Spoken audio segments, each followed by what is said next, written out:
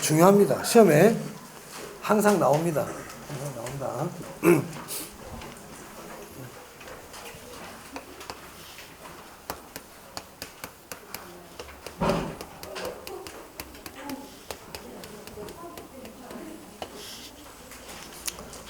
자, 먼저 부지, 택지, 대지부터 볼게요.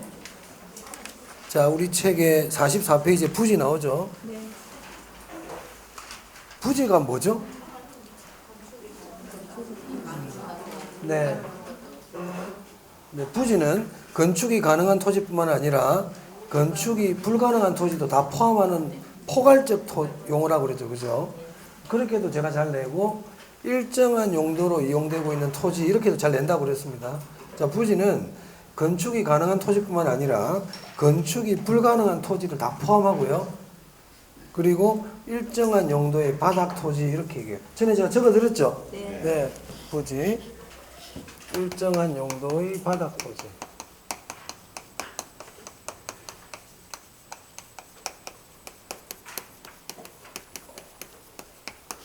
건축이 가능한 토지뿐만 아니라 건축이 불가능한 토지도 다 포함한다. 그럼 택지는 뭡니까? 건축이 가능한 토지죠. 건축이 가능한 토지. 그래서 시험에서는 주상공으로 표시를 많이 한다고 그랬습니다. 주거용, 상업용, 공업용. 주거용, 상업용, 공업용 건축물을 건축할 수 있는 토지를 택지라 그럽니다. 대지는 택지하고 뜻이 유사하다. 유사하다. 이렇게 보시면 되겠고. 자, 그 다음 후보지와 이행지입니다.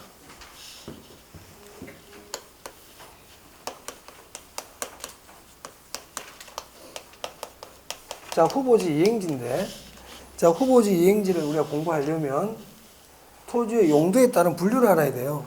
택지, 용지, 임지가 있죠. 택지는 건축할 수 있는 토지라 그랬잖아요. 택지는 주거용 택지, 상업용 택지, 공업용 택지가 있죠. 농지는 전, 답, 과수원. 임지는 신탄림, 용재림 이렇게 있다고 그랬어요. 그런데 이 토지의 용도는 한번 정해지면 그대로 쓰는 게 아니고 토지는 용도 전환이 가능하다 그랬잖아요. 그죠? 토지는 용도 전환이 가능하다. 그럼 후보지는 뭐냐? 후보지는 그렇죠. 이 용도지역 상호간에 시험 표현 그대로 많이 써보면 택지, 농지, 임지, 지역, 상호간에 전환 중에 있는 토지를 얘기합니다. 그렇죠? 네. 그래서 여기서 중요한 글자는 이 상호간이죠. 상호간. 이게 포인트가 되겠습니다. 그러니까 이렇게 크게 큰 분류간에 전환 중에 있는 토지를 뭐라고 부른다? 후보지라 그러고요. 그리고 여기도 조금 주의를 해주시면 좋겠어요. 전환된 그러면 안 돼요. 전환 중에 있어야 돼요. 전환된 그러면 X예요. 그럼 이행지는 뭐냐? 이행지는 택지, 농지, 임지 지역 내에서 그렇죠. 임지 지역 내에서 전환 중인 토지를 얘기합니다. 그럼 여기서 이게 포인트다, 그죠? 네. 중요하네요. 자, 후보지 이행지 봤습니다. 자, 그 다음에 필지와 핵지입니다.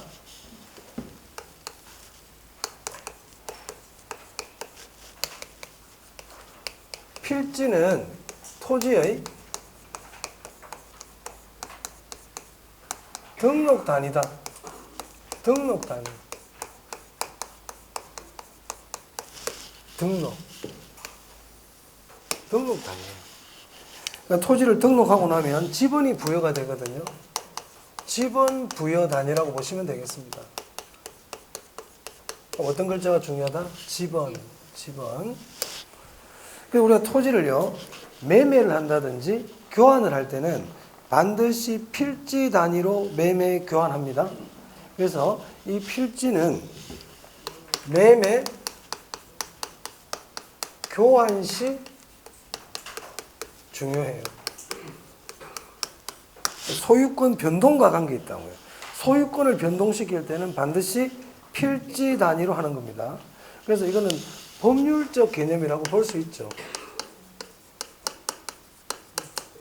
소유권의 변동이기 때문에 법률적 개념의 토지라고 보시면 돼요. 필지는요. 그럼 획지는 뭡니까? 획지는 가격 수준이 비슷한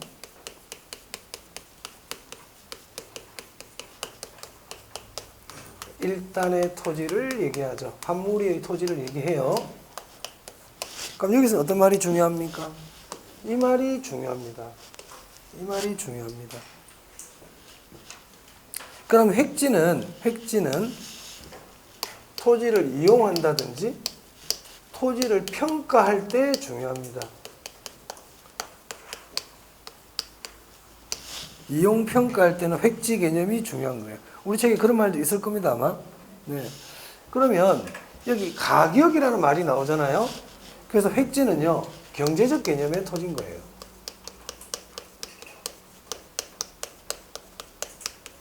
이런 것들은 참고로 아시면 됩니다. 참고로 아시면 되고, 지금 여러분들은 이런 말들 아시면 되겠어요. 나머지는 다음에 봐도 돼요. 자, 필지, 획지 다 했어요. 자, 그 다음. 대지와 맹지 나오네요.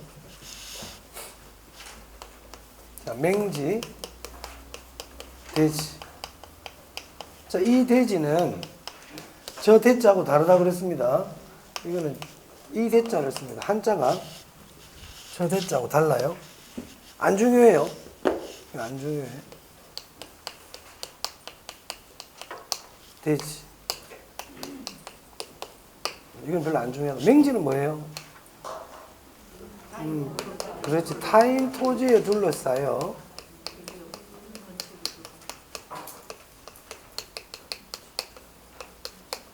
도로하고 접속면이 있어요, 없어요? 그렇죠. 도로면과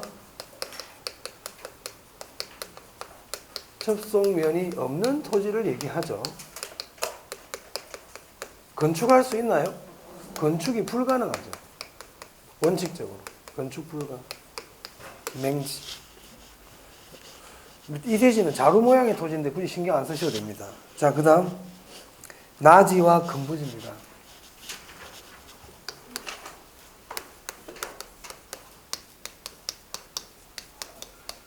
사실 토지의 종류는 토지의 분류는 뜻 다 아셔야 돼요.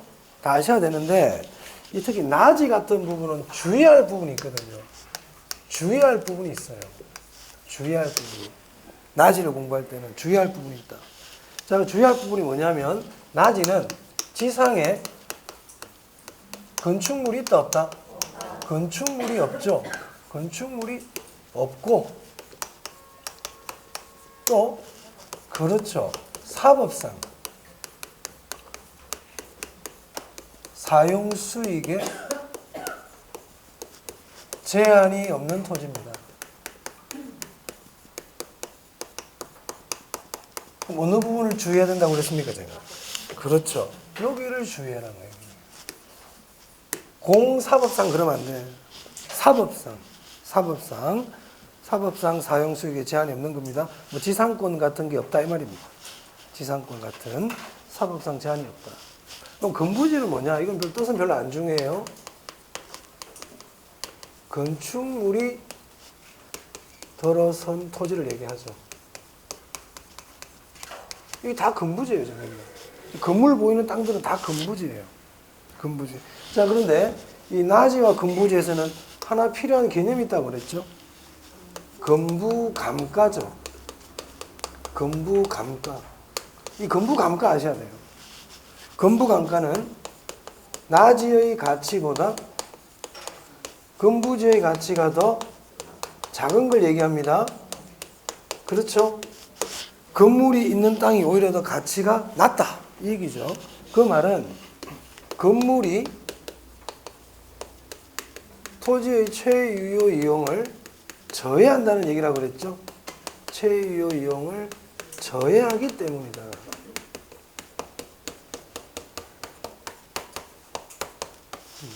근부감가. 근부감가. 그럼 낮이와 근부지 끝났습니다. 자, 그 다음에 공지, 공한지 나오네요. 여기 내볼까요?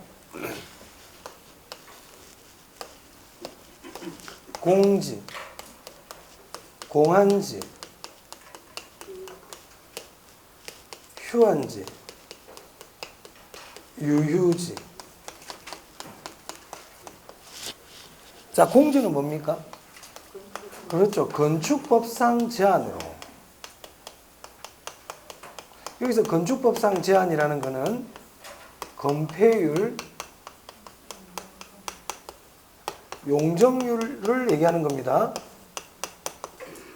사법상 제한입니까? 공법상 제한입니까?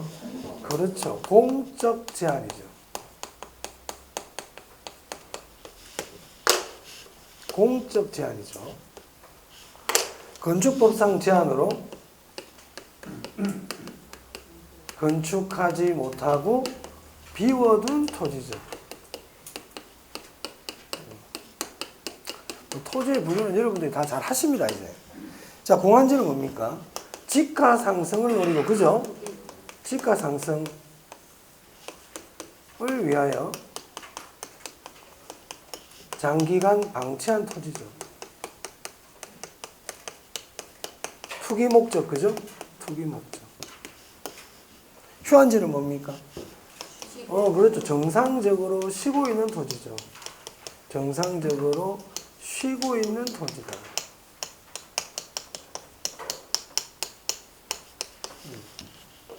지가 상승이라든지 여기는 쉬고 있다. 이렇게 표현하기도 합니다. 지력 회복. 쉬는 이유가 뭐예요? 힘을 회복하려고 쉬는 거 아니에요? 지력 회복. 자, 유유지는 그냥 놀리는 토지라 그랬죠. 바람직스럽지 못하게 놀리는 토지다. 놀리는. 이런 말들이 이제 키워드가 되겠네요. 그럼 공지, 공한지, 휴한지, 유유지 이렇게 정리가 됐고요. 자, 그 다음에 자, 법지와 빈지 보겠습니다.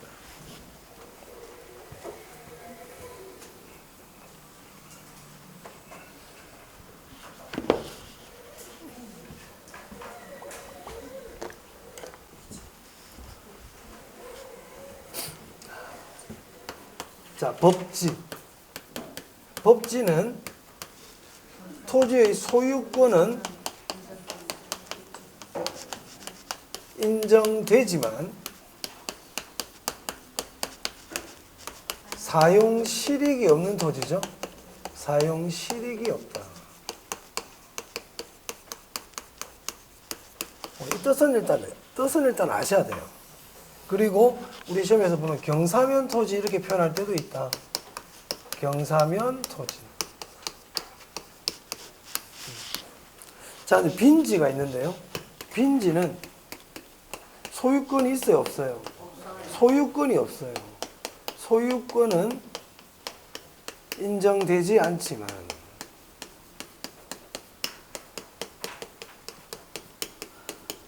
소유권 없어요. 소유권 없어요. 소유권이 없어요. 소유권은 인정되지 않지만 사용 실익은 있단 말이지. 경제적 실익은 있다. 보통 해변가 토지 이렇게 표현을 많이 합니다. 해변가 토지. 소유권이 없어요. 빈지는 주인이 없다. 빈지는 주인이 없다. 주인이 없다는 것은 거래가 불가능하다는 뜻도 됩니다. 주인이 있어야 거래를 할 거 아니겠어요, 그죠? 그러니까 법지는 거래의 대상이 될 수 있나요? 거래의 대상은 될 수 있죠. 주인이 있으니까. 자, 법지 빈지 받고. 그 다음 포락지 보겠습니다. 자, 포락지는요.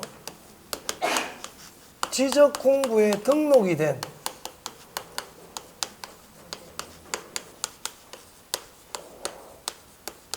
지적공부에 등록된 토지예요. 그런데 이게 지금 뭐 수면에 잠겼단 말이야. 물 속에 잠겨 있단 말이야.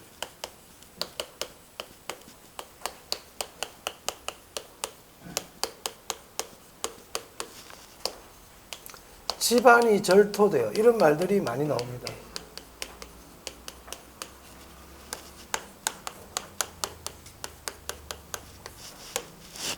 자, 그래서요, 이 포락지는 지적공부에 등록이 되었던 토지예요. 그럼 과거에 소유권이 있었다 없었다? 있었어요. 주인이 있었다니까. 빈지하고 구별해야 됩니다. 빈지는 소유권이 아예 없는 토지예요. 소유권이 없는 토지이기 때문에 쟤도 바닷가 해변가에 있다 보니까 물에 잠겨. 빈지도 물에 잠기는 수가 있어요. 근데 쟤는 주인이 있다 없다? 주인이 없다. 하지만 포락지는 주인이 있는 땅인데 지금 물 밑에 잠겨 있다는 뜻입니다. 구별해야 돼요. 구별해야 돼요. 포락지. 그 다음 선화지.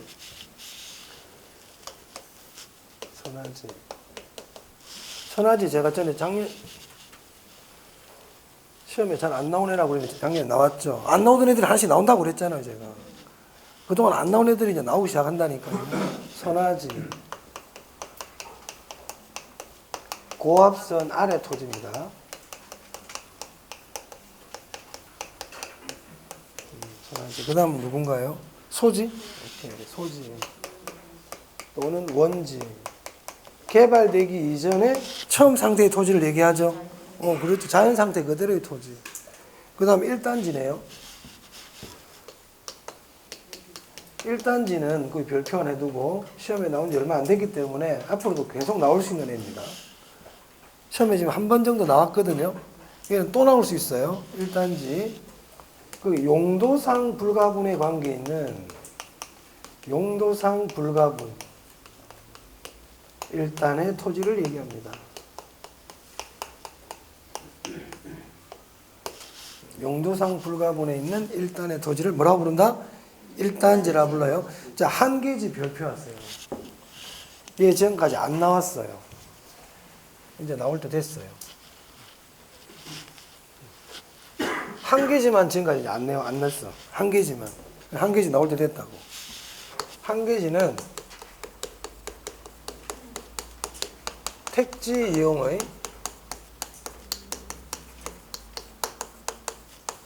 최원방권의 토지를 얘기합니다. 그러니까 택지는 우리가 건축할 수 있는 토지를 택지라 그러죠. 농지는 농사 짓는 땅이잖아요. 그래서 이 한계지는요, 택지와 농지의 경계점이라 보시면 돼요. 그럼 택지를 벗어나 버리면 뭐가 됩니까? 농지거든. 그러니까 택지로 이용되고 있는 가장 먼 경계니까 택지와 농지의 경계점이다 이렇게 보시면 됩니다. 자, 그 다음 표준지와 표본지가 있네. 표준지, 표본지. 네. 얘들도 시험에 나온 지 얼마 안 됐기 때문에 계속 나올 수 있어요. 특히 표본지.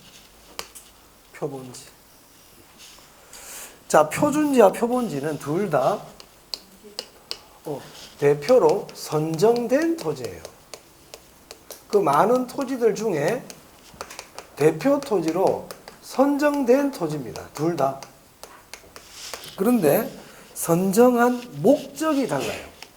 표준지는요, 지가 공시를 위해, 지가의 공시를 위해 선정된 토지를 얘기하고, 표본지는 지가 변동을 측정하기 위해, 지가 변동을 측정하기 위해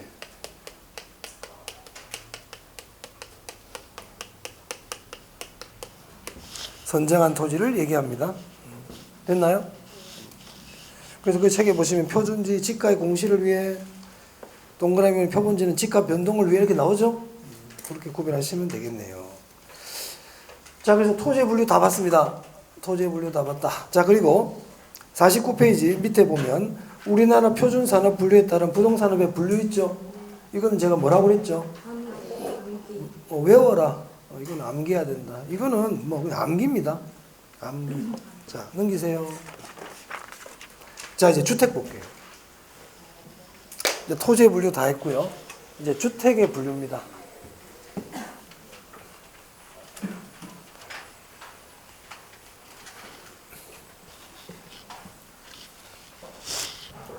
그 꼭 외우셔야 됩니다. 표준산업 분류표상, 구동산업의 분류. 그런 거 외우는 거 어렵지 않아요. 왜 어렵지 않아요? 그냥 그 표를요, 5번 적으세요. 그런 걸 못한다면 말이 안 돼. 5번 적는 게 귀찮아서 못 외우겠다 그러면 안 되지. 그런 거는 아주 쉬운 공부 방법이죠. 5번을 적어서 적으면 안다. 그것만큼 쉬운 게 어디 있어요? 그것만큼 쉬운 게 어디 있어? 10번을 봐도 모르는 게 천진데. 그죠? 안 그렇습니까? 공부할 때 10번을 읽어도 모르는 게 얼마나 많은데 5번 정도만 적으면 알게 된다. 이것만큼 쉬운 게 어디 있습니까? 그죠? 그렇잖아요. 땅 파면 금 나온다. 얼마나 쉬워요. 땅 밑에 금이 있다는데. 제일 쉽지. 어디 있는지를 모르는데 여기 파면 있다는데 얼마나 쉬워요. 근데 땅 파기 2시간 동안 땅 파기 싫다 그러면 금 못 가지는 거지. 이거는 뭐 당연한 겁니다. 자, 주택의 분류입니다.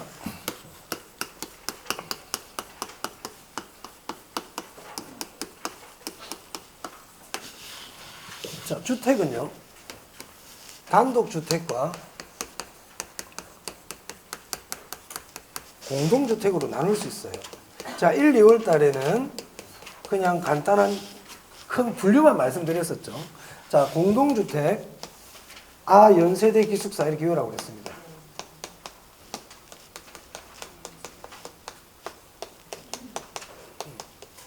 아파트, 연립주택, 다세대 주택, 네, 이렇게 되겠죠. 자, 단독주택인데요. 단독주택,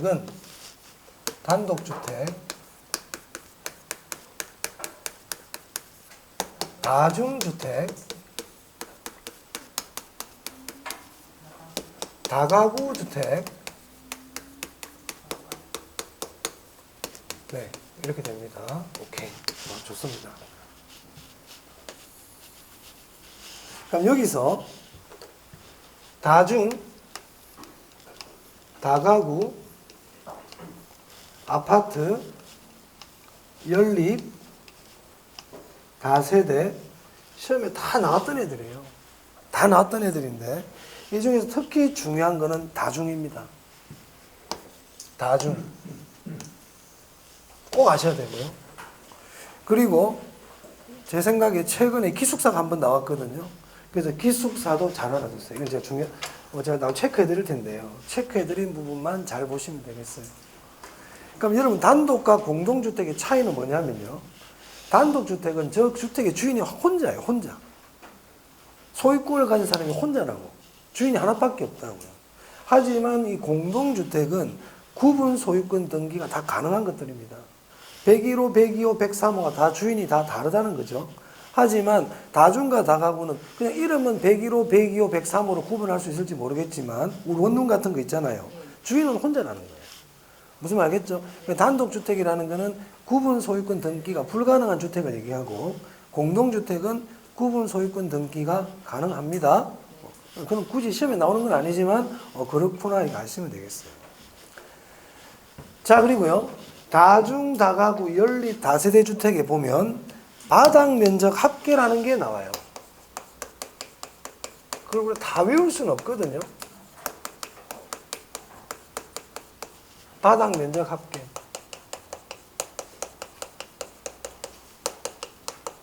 바닥 면적 합계가 뭐예요?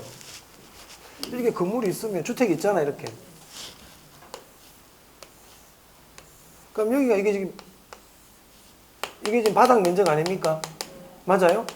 이 바닥 면적을 다 합친 게 바닥 면적 합계지. 이 바닥 면적 합계가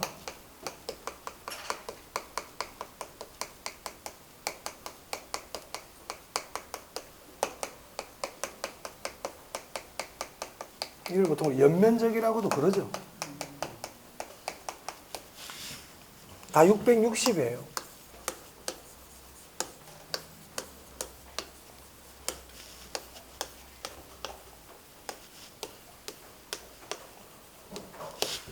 아파트는 바닥 면적 합계 없네. 아파트는 바닥 면적 합계 필요 없어. 아파트는 바닥 면적으로 하는 게 아니고요. 자, 일단 바닥 면적 합계가 연립 있죠. 연립만 660 초과입니다. 이거로 딱 구별해 버려야 돼. 연립은 바닥 면적 합계가 660제곱미터 초과예요. 우리 책에 여기 50페이지에 연립주택 있죠? 보이세요? 바닥 면적 합계가 660제곱미터를 초과하고 보이세요? 그게 줄치고 초과 동그라미 하면 됩니다. 그래서 초가 나오면은 연립이에요. 연초. 연립은 초가예요. 연초. 그럼 나머지 세 주택은 다 660 이하입니다. 이하. 그럼 일단 연립은요, 660 초과 가지고 다 구별해버려야 돼요. 660 초과로 구별해버려야 돼요. 그럼 이제 나머지 애들은 뭐 가지고 구별하느냐. 자, 단독과 공동은요, 이 단독은 전부 주택으로서는 층수가 3계층 이하예요. 주택으로서는 층수가 3계층 이하입니다. 그러면 4계층 이하 되잖아요. 그럼 단독 아니에요. 단독 주택은 다 3계층 이하입니다. 그럼 다가구 주택도 주택으로서는 층수가 3계층 이하고 다중주택도 주택으로서는 층수가 3계층 이하단 말이에요. 오케이? 그럼 보세요. 그럼 얘는요, 주택으로서는 층수가 4계층 이하겠죠. 4계층 이하겠죠. 그럼 보세요. 660 이하잖아, 이 세 개는. 그러면 4계층 이하 돼버리면 뭐가 되는데요? 다세대가 돼버린다, 이 말이에요. 그럼 만약에 바닥 면적 합계가 660 이하이고 4계층 나와버리면 뭐가 돼버린다? 다세대가 되고 660 초가 그래버리면 뭐가 돼버리는 거예요? 연립인 거야. 그렇게 구별해버리는 거예요, 이제. 물론 연립도 당연히 층수는 4계층 이하입니다. 오케이? 그렇단 말이에요. 그럼 이제 결국 이 둘이 차이 아니에요? 이 둘은 뭘로 나누냐 문제 아닙니까? 그래서 다중주택을 시험에 잘 낸다고요. 다중주택. 나머지는 구별이 쉬워요. 그럼 아파트부터 설명드릴게요. 아파트는 뭐냐면, 아파트는 주택으로서는 층수가 5계층 이상이면, 주택으로 사용하는 층수가 5계층 이상이면 뭐로 본다? 아파트로 봐요. 5층이란 뜻이 아니에요. 사실은 5계층이라는 것은 5개 층이란 뜻입니다. 자, 주택이 있는데 1층부터 8층까지가 있어요. 그런데 1층부터 5층까지는 상업용으로 쓰고 있고 4, 5, 6층을 주택으로 쓰고 있고 아파트 아닙니다. 아파트는 5계층 이상이 된단 말이에요. 주택으로서는 층수가 5개 층 이상이어야 된다고요. 무슨 말 알겠어요? 우리 개론에서는 그런 거 따질 필요는 없고 그냥 5개 층 이상 그러면 뭐라고요? 아파트. 그럼 아파트는 바닥 면적 합계는 필요 없어. 그냥 주택으로서는 층수가 5계층 이상인 건물이면 그냥 아파트라고요. 오케이? 네. 그럼 이제 다중주택 한번 볼게요. 이제 다중주택이 중요하다고요. 그 내용도 많잖아요, 지금. 자, 거기 학생 또는 직장인, 학생 동그라미, 직장인 동그라미. 만약에 시험에 다음이 설명하는 주택은 그랬는데 학생 직장인 나오잖아? 그럼 다중주택이야. 그렇게 물어보면 끝난 거야, 게임이. 그냥 다음이 설명하는 주택은 그랬는데 학생 직장인 나오잖아요? 그러면 이건 다중주택 이렇게 하시면 됩니다. 그 다음 밑에 또 볼게요. 독립된 주거 형태를 갖추지 아니한 것 줄치세요. 각 방마다 각 방의 모양이 독립된 주거 형태를 띠면 안 돼요. 여기서 독립된 주거 형태를 갖췄느냐 갖추지 않았느냐를 뭐로 판단하냐면 취사시설을 가지고 합니다. 그래서 그 가로 안에 보면 취사시설이 설치되어 있다, 설치되어 있지 않다. 설치되지 아니한 거예요. 여러분 흔히 우리 보이는 고시원 있죠? 고시원이나 고시텔 있잖아요. 대표적인 다중주택이에요. 우리가 고시원에 가보면 밥은 한 군데 정해서 같이 해 먹죠. 방마다 부엌 있나요? 없단 말이에요. 욕실은 있어도 돼요. 욕실은 있을 수 있어요. 하지만 그 방 안에 부엌이나 싱크대, 뭐 가스레인지, 밥을 해 먹을 수 있는 시설이 들어가 있잖아. 그럼 그건 다중주택 아니에요. 그럼 다중주택은 보통 고시원 같은 경우는 방마다 욕실은 있지만 밥에 먹는 공간은 따로 해가지고 고시원 분들이 거의 다 모여서 밥을 보통 해 먹죠. 이렇게 밥통도 있고. 오케이? 그래서 독립된 주거 형태를 갖추지 않습니다. 독립된 주거 형태를 갖추지 않는다는 것은 취사시설을 갖춘다, 취사시설을 갖추지 않는다.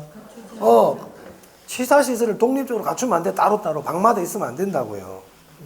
그거 구별하셔야 되고. 바닥 면적 합계는 이제 660 이하라 그랬죠. 그리고 주택으로 쓰는 층수가 3계층 이하이면 됩니다. 그 정도 보시면 되겠습니다. 자, 그래서 다시 다중주택 그러면 학생, 직장인, 독립된 주거 형태를 갖추면 안 된다. 취사시설 있으면 안 된다. 방마다.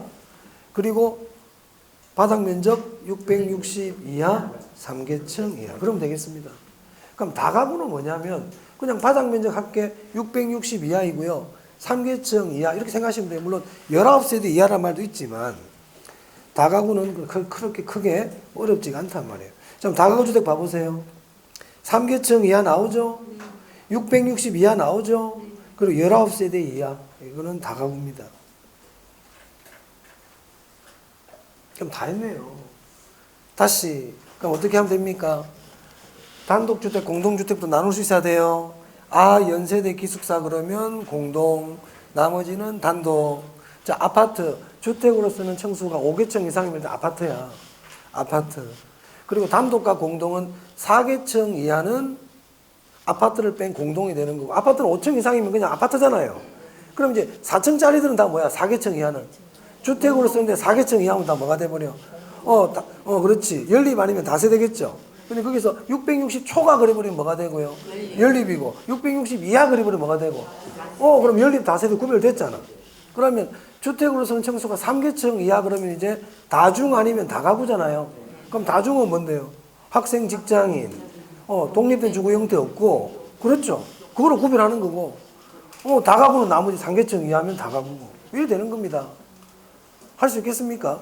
자, 그 다음에 제가 기숙사 아까 얘기했는데요. 기숙사 한번 볼게요. 자, 공동주택 밑에 기숙사입니다. 거기 별표 하나 하겠습니다. 기숙사. 자, 한번 읽어볼게요. 학교 또는 공장. 학교, 공장 동그라미 하세요. 학교, 공장 얘기 나오면 기숙사 얘기하려는 거야. 학교, 공장 나오면 기숙사 나오고.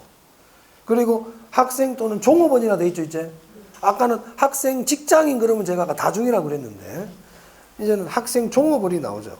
쓰는 것으로 한 개동의 공동취사시설 이용 세대수가 전체 몇 프로라고요?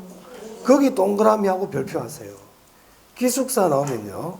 취사시설 이용 세대수가 50% 이상이 돼야 돼요. 그게 기숙사예요. 무슨 말이냐면 한 100집이 한 100명이 살고 있어. 기숙사에. 근데 밥을 해 먹을 수 있는 사람이 50인분 이상이 돼야만이 기숙사를 본다는 겁니다. 취사시설이 몇 퍼센트 이상? 50% 기억해 주세요. 기숙사 나오면 50% 기억해 주세요. 51페이지에 예제 한번 봅니다. 재작년에 시험에 나왔어요. 재작년에. 다중주택의 요건이 아닌 것은 그랬죠? 다중주택을 제일 많이 물어봐요. 다중주택을 제일 많이 물어봐요, 시험에서.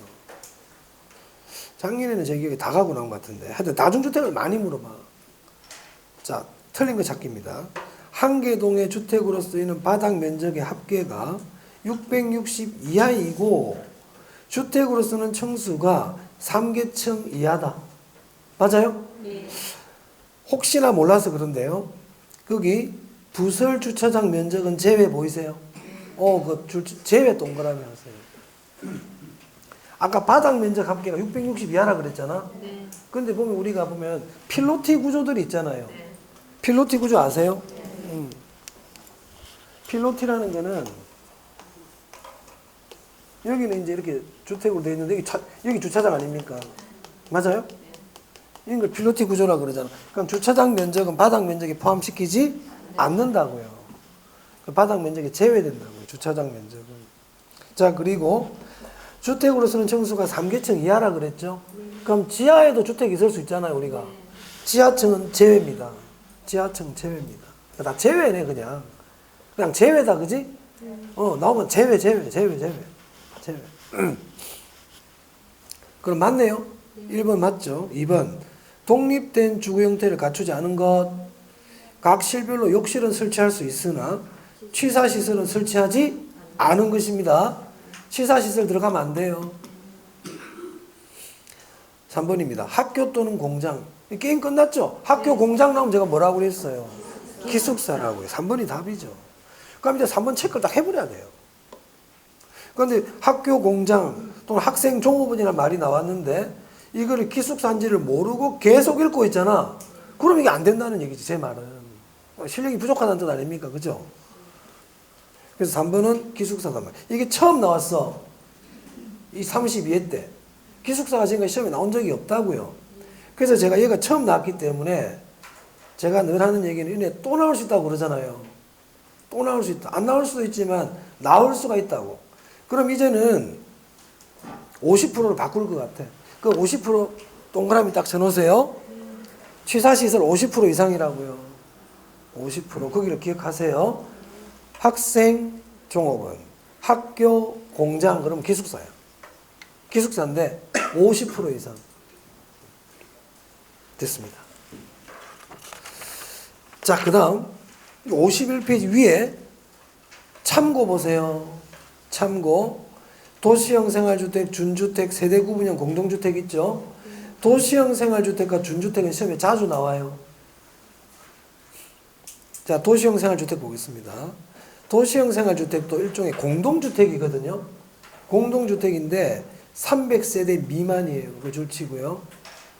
그리고 국민주택 규모입니다. 국민주택 규모 300세대 미만. 300세대를 꼭 기억해 준다. 300세대 미만이다. 그리고 종류를 보시면 단지형 연립, 단지형 다세대, 소형주택으로 이루어져 있고요. 그 밑에 거는 중요하죠. 정책론 할 때도 말씀드렸어요. 분양가 규제를 적용한다. 분양가 적용이 배제된다. 중요하다고 그랬습니다. 이거는 주택론에서, 정책론에서 또 나왔었죠. 그때. 그죠? 그래서 도시형 생활주택은 분양가 규제 배제. 꼭 기억. 분양가 규제 배제. 자, 준주택입니다. 주택 외의 건축물과를 자 줄을 치라고 그랬죠? 주택 외의 건축물과 그 말은 주택이 아니라는 얘기예요. 주택이 아니라는 얘기예요. 준주택 얘기하려고 그래요.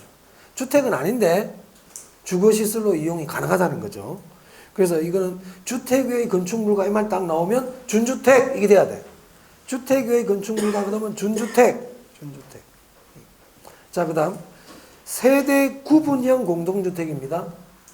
자, 공동주택인데 301호 내부 공간을 두 세대가 살 수 있도록 공간을 구분해 놨다고요. 세대 구분형 공동주택. 이거 나오면 뭐 주의하라고 그랬어요? 소유권을 구분할 수 없다고 그랬죠. 그래서 구분 소유할 수 없는 이렇게 된답니다.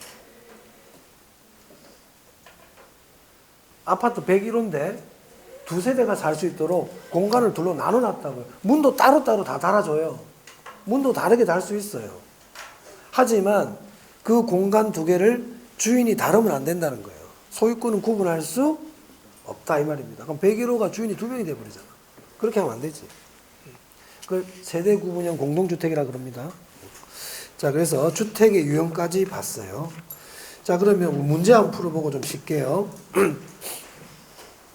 2번입니다. 2번.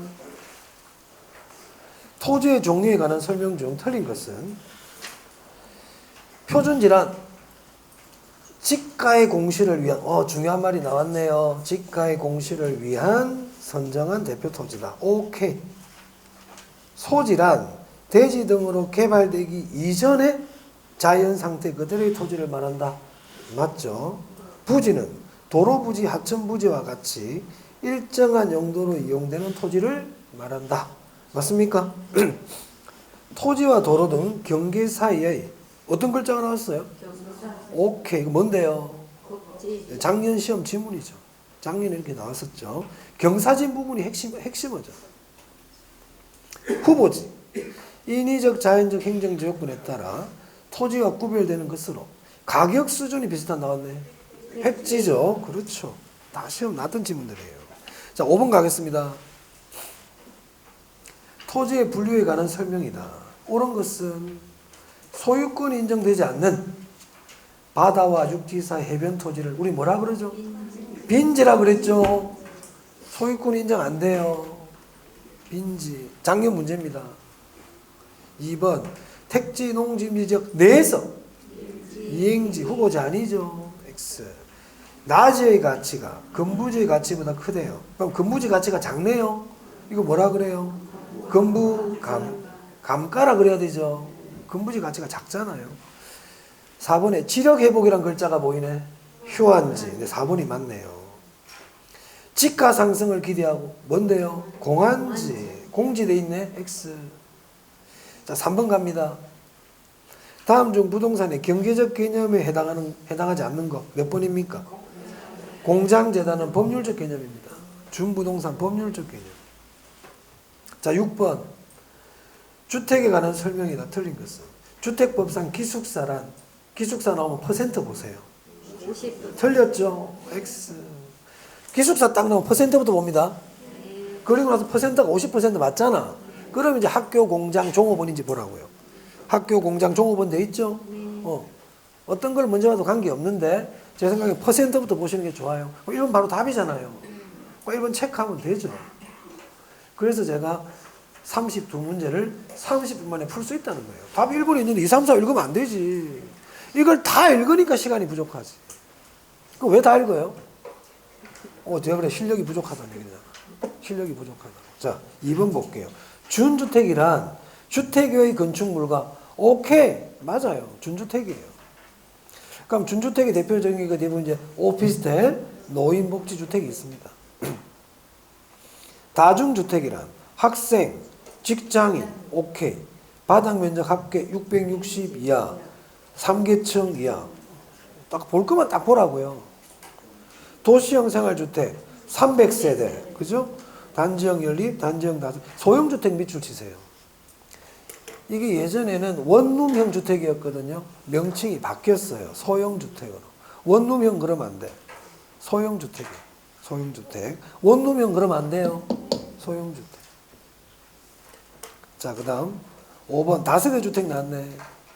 다세대 주택 660 이하, 4계층 이하, 공동주택이죠. 맞아요? 네. 단독주택 그러면 안 되죠.